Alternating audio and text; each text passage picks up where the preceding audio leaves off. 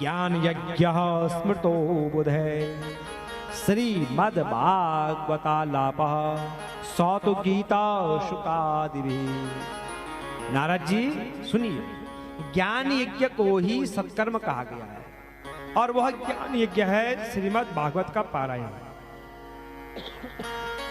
उसका पारायण, जिसका पाठ, जिसका गायन सुकादि मनाओ महान भावों ने किया है। नारद जी ने कहा नहीं, मैं नहीं मान सकता हूं। अरे मैंने वेद पाठ किया, गीता का तो मैंने कई बार पाठ किया, आंख तक नहीं खोल पाए हो। तो भागवत जी की क्या विशेषता है? मुझे कैसे विश्वास होगा कि भागवत जी को सुन करके ज्ञान वैराग्य उठेंगे, स्वस्थ होंगे? मुझे तो नहीं लगता है।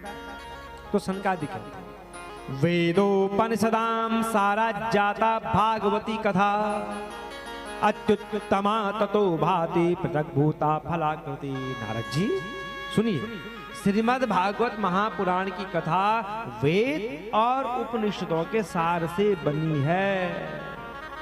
नारद जी ने कहा कैसे? तो सनकादिक कहते हैं कि पूरी किस में बनती है? नारद जी ने कहा घी में बनती है। तो सनकादिक ने कहा वही तो नारद जी, दूध में घी रहता है, दिखता नहीं है। जब तक मंथन नहीं करेंगे तब तक मक्खन की प्राप्ति नहीं होगी। मंथन करने के बाद ही मक्खन बनता है, फिर पिघलाया जाता है, फिर घी बनता है। नारद जी ने कहा मेरी समझ में नहीं आ रहा है।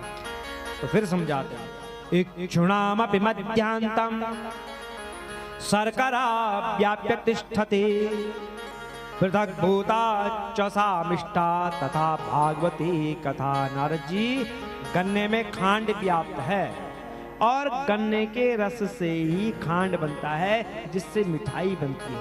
ऐसी भागवत जी की कथा भी है। गन्ना है वेद, उसका रस है भागवत, मंथन करने पर ही बनता है। यह भागवत पुराण वेदों के समान है। भक्ति ज्ञान वैराग्य की स्थापना के लिए वेद व्यास जी ने इस पुराण को प्रकाशित किया। तदा त्वया पुरा प्रोक्तम चतुश्लोक समन्विता। और आप भूल गए, व्यास जी को आपने ही 4 श्लोकों में इसका उपदेश किया था। तो फिर आपको क्यों संदेह हो रहा है भागवत जी में? आपको संदेह नहीं होना चाहिए। आपने 4 श्लोक दिए थे व्यास जी को, जिससे ये पूरा 18,000 का वैराग्य का शोक दूर करने के लिए श्रीमद् भागवत महापुराण का ही प्रवचन पारायण करना चाहिए। नारद जी ने कहा बस अब मैं समझ गया हूँ, मेरी समझ में आ गया है। यदर्शनम च विनिहन्त शुभानि सद्या श्रेयस्तनोति भवदुःखदवार्तितानां निःशेष शेष मुख गीत कथैकपानः प्रेम प्रकाशिकृत ये शरणम गतोस्मि। हे महानुभाव, आपका दर्शन जीवन के समस्त पापों को तत्काल नष्ट करने वाला है, क्योंकि आप सदैव भगवान का ही भजन करते हैं, भगवान के चिंतन में लगे रहते हैं। अब मैं प्रेम लक्षणा भक्ति का प्रकाश करने के उद्देश्य से आप चारों की शरण में आता हूं, क्योंकि भाग्योदयेन बहुजन्म समार्जितेन सत्संगमं च लभते पुरुषो यदा वे अज्ञान हेतु कृतमोहमदान्धकार नासं विदाय तदोदयते विवेका। बहुजन्म समर्जितेन भाग्योदयेन, ये कथा हमको ऐसे नहीं मिलती है। इस कथा को मिलने के पीछे बहुत बड़ा कारण है।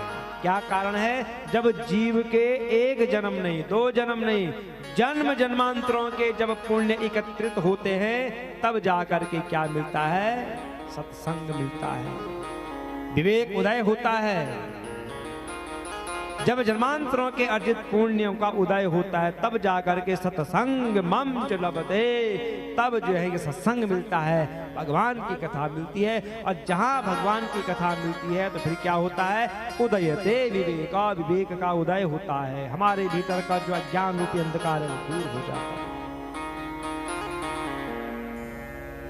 जैसे सूर्य के उदय होने पर सारा अंधकार मिट जाता है, तो ऐसे ही हमारे भीतर भगवान की कथा ने प्रवेश किया, हमारा सारा ज्ञान दूर हो गया। और ये कब होता है?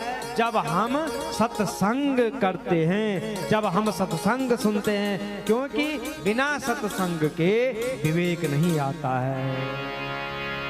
बिनु सत्संग विवेक ना हो, बिनु सत्संग